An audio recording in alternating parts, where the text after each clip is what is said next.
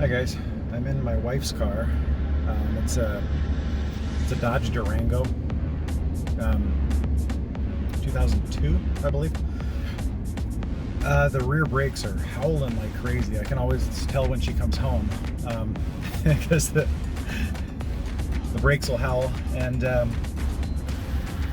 know they're coming from the rear because I just did the fronts a few months ago.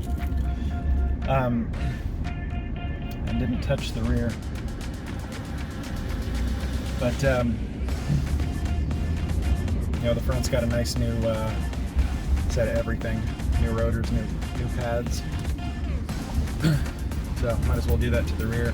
This truck is it's old and beat up, and she likes it that way. I've already been asked not to restore it or clean it up too much, but I can get away with doing things like brakes because that's a safety concern. I just can't restore it, and that's fine. You know, it allows her to haul things around in it and not worry about it. You know, drive around on gravel roads. You know,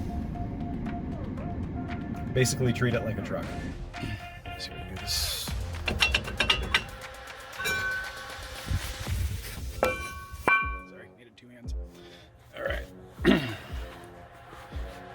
So, just a little walkthrough here. Brake shoes, wheel cylinder. This is the axle shaft. It's always going to be in the way. So we're replacing these brake shoes here. And they actually still look good, but they're a little too heavy duty for the truck. They're probably 50% worn, maybe a little more. But I have no idea how old they are, and they howl like crazy. So I'm thinking that they're pretty old and glazed. So they just chatter against the brake drum and make all sorts of howling noises. All right, now. It's always a good idea to take a picture of the different brake drum configurations because some of them get kind of complicated. This one's not too bad.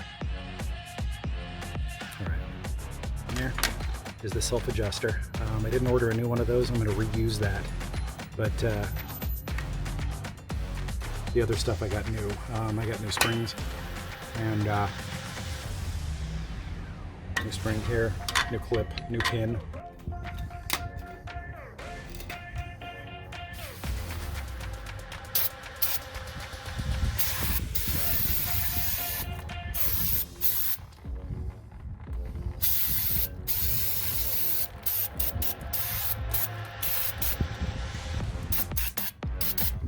You always want to do that before you start on a brake job, just because there's dust in there, and that brake dust gets into your lungs and does some pretty bad things. It used to be asbestos, but I think they've gotten rid of the asbestos in brake shoes and pads and things like that, and the consumables, but they can still do some damage. So spray those down so that any dust goes into your pan there. There's a bunch of dust in that thing, but I'm not going to worry about cleaning that because the drum's getting replaced. There's some specialty brake tools that you can get just for drum brakes. I don't have any. I don't do drum brakes often enough, but maybe someday when I get a bigger toolbox, I'll get all those tools. Until then, I've got these guys, and usually this is enough. I mean, I can always run back in and grab some more tools, but you know, if I'm on the side of a road or something like that, and I gotta fix some brakes, that'll do the job. And I'm gonna need two hands to do this, so for a time lapse.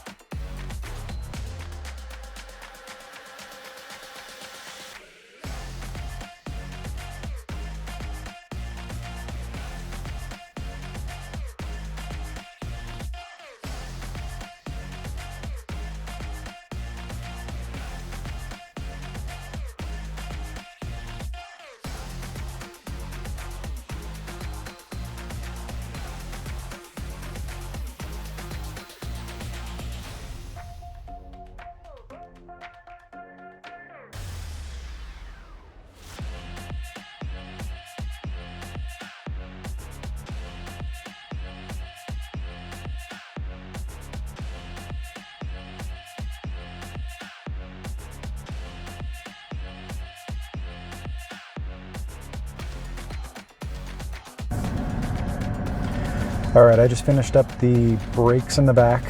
Actually, I had to do it twice.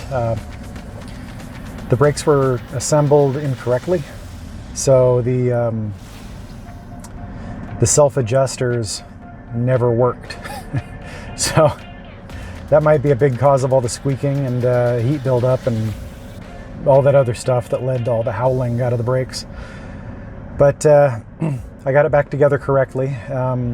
In fact, I second-guessed myself and pulled up a parts diagram to see how it should have been put back together.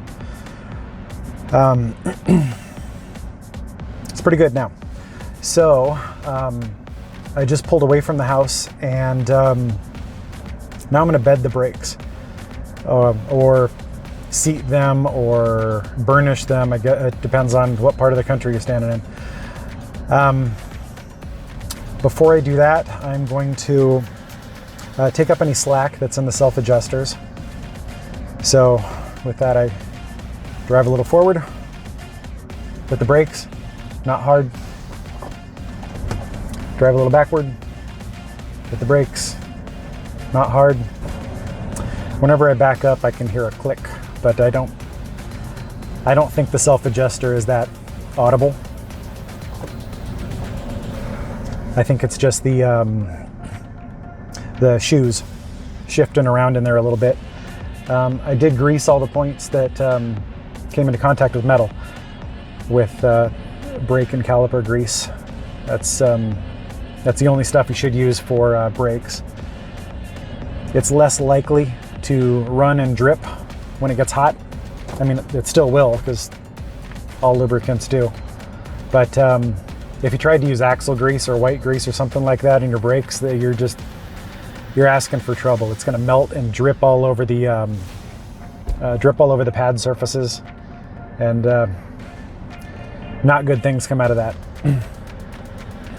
Makes your brakes grabby, contaminates the material, and eventually you'll just have to replace them. That's the only way to get rid of your brakes getting grabby from fluid contamination. All right, that's enough forward and backward. I'm gonna go find a faster road so that I can get up to 30. But I'm gonna be really delicate on the brakes until I get there. All right, I'm at a little dead end road, and what I'm gonna do now is bed the brakes. What that involves is getting up to 30 and then coming to a stop gradually. No panic stops, no towing, no hauling. You just want to take it easy. What that's doing is here's the way the brakes work. You got this outer ring that's your brake drum, and that's perfectly round because it's been milled that way. But as you get more and more brake jobs, more material gets removed from that ring. So that ring has a variance of, just a little bit, but the diameter of that ring does vary. So your brake shoes are in the inside of it, and they expand and push against the inside of the drum. Now, because they're new drums that I just put on,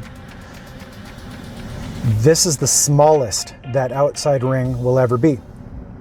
Now, I put on new shoes too, so this is the biggest that the inside ring will ever be. So what that means is, as the inside ring pushes out, it's only going to touch in a couple of places at first. So it's going to touch at the tops and the bottoms to start with. And that's what bedding the brakes does. It sort of wears down those parts first, so that you get a more consistent contact with the drum. What I'm trying to do is wear away that inside and outside portion gradually so that there's not much heat buildup, because heat's what kills brakes. In fact, I have a feeling that's what happened to the last set of brakes. They were really good brake shoes that I pulled off. They were only about 50% gone, and they looked like they were heavy duty. They were riveted, and normally I love riveted brakes as far as brake shoes go. They're bonded and they have a mechanical fastener, so that's just doubly good. But the only downside is that my wife never hauls or tows anything with this truck. So super good, super strong, heavy duty brake shoes won't get used that much. They won't live up to their full potential. And for all I know, they could, those things could have been 10 years old. They just collect more and more heat, and they get more and more hard. And with heat, that also polishes the inside of the brake drum. And when you have a polished brake drum and a super hard brake shoe, all that does is cause noise.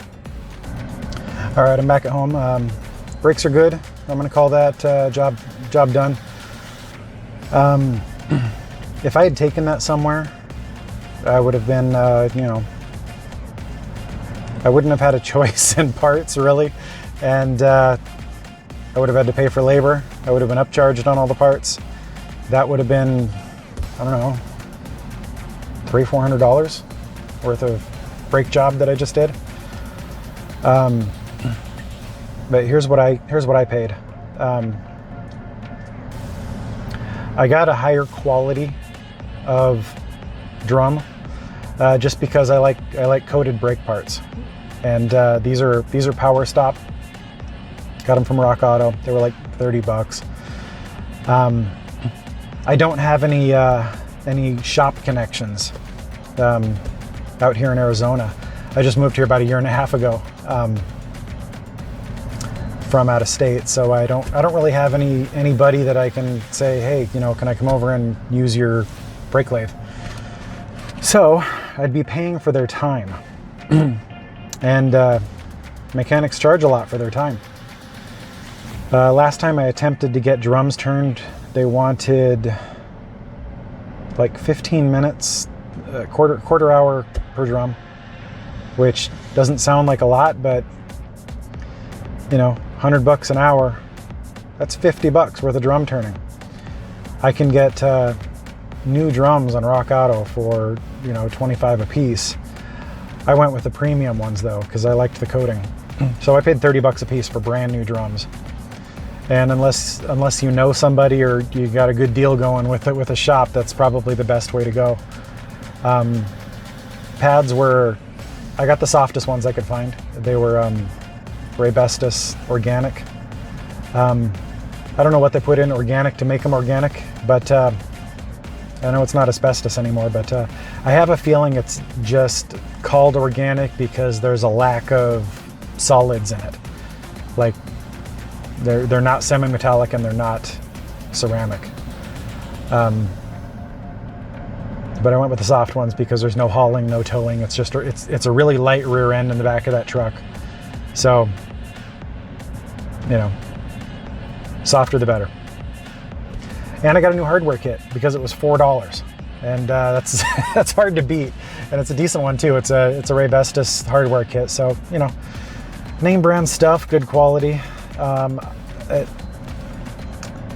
I think I was like 80 something bucks all in, which is fantastic for a brake job. I ended up getting some brake cleaner too, and brake cleaner, a few bucks a can. It's well worth doing yourself, especially since I can't be 100% sure that a mechanic's going to do it right.